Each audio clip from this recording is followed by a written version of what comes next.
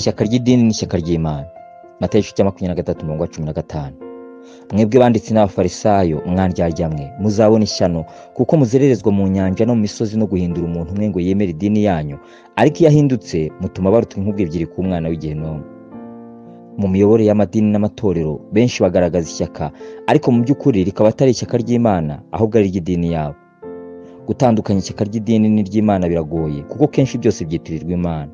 Ku muntu usobanukiwe ijambo ry'Imana ariko kubitandukanya bibasha kumworohera kuko nubwo byose byitirirwa Imana, ishyaka ry'idini ntiriba rihuye n'umurongo w'ijambo ry'Imana. Icyambere, ishyaka ry'idini riba rigamije inyungu n'icyubahiro by'abana b'abantu. Usanga kenshi hari amazina y'abantu bafite icyubahiro kiremereye cyane ku buryo hari aho n'umuntu wese aba agomba kuyaha icyubahiro cy'ubumana. Usanga hari ibyo birengagiza mu ijambo ry'Imana ngo bakunde baha icyubahiro umwana w'umuntu. Yesu yabivuze abwira abafarisayo ko hari ibyo bashyira imbere nyamara bakirengagiza amagambo akomeye mu byanditswe.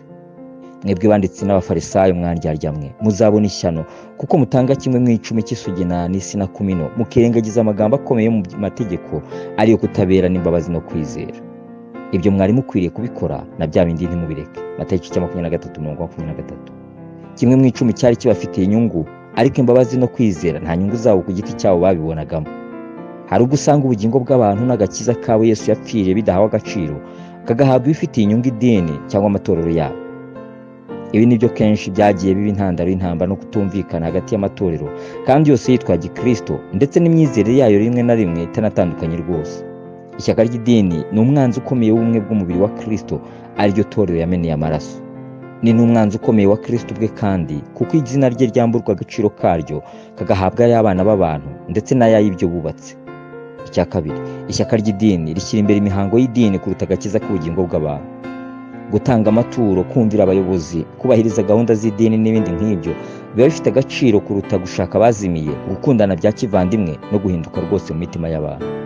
Nta rukundo ruba rurimo ku buryo benshi bagendera mu gukiranirwa bakuzura ishyari, inzangano n'ibindi bibi, nyamara bagacira urubanza badafite ishyaka ry'idini nk'ibyabo n'abatagendana nabo mu idini yabo.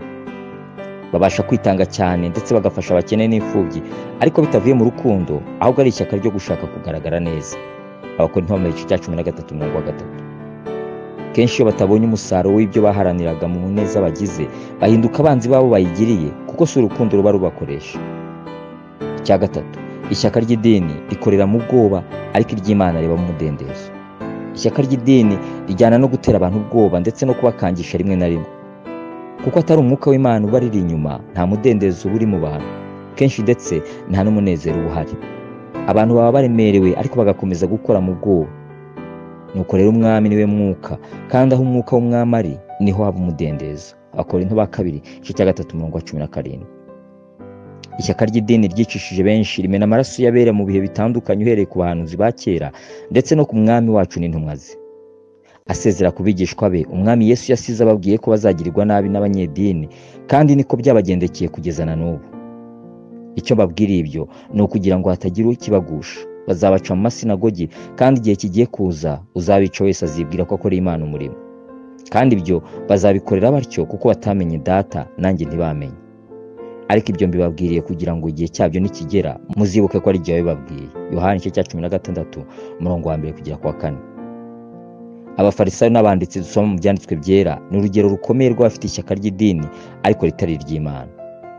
Yesu yavuze ko bazererezwaga mu nyanja no mu misozi no guhindura umuntu umwe ngo yemere idini yabo, nyamara bamubona bagatuma baruta inkubwe ebyiri ku mwana w'igihenomu. Matayo 23:23. Uwari kubabona muri iyo misozi n'inyanja yari kwibwira ko ari abantu b'Imana bafite ishyaka cyane, nyamara batajyana abantu mu bugingo, ahubwo ari ugushaka abayoboke b'idini yabo. Uko niko na benshi bitwa abayobozi usanga bahihibikana muri byinshi, ariko mu by'ukuri ari ishyaka ry'idini yabo ritari irya Kristo. Ibyo kandi bibasha kuba mu ngeri zose z'abitwa ko bakora umurimo w'Imana, uhereye ku bayobozi b'amatorero ukagera ku bigisha, abavugabutumwa, abaririmbyi, abanyamakuru n'abandi bose bitwa ko bakora umurimo w'Imana. Imana ikeneye abayikorera bafite ishyaka cyane, ariko abishaka n'abayikorera mu rukundo bakagira ishyaka ryayo rihuye n'umurongo w'umwami Yesu yadusigiye.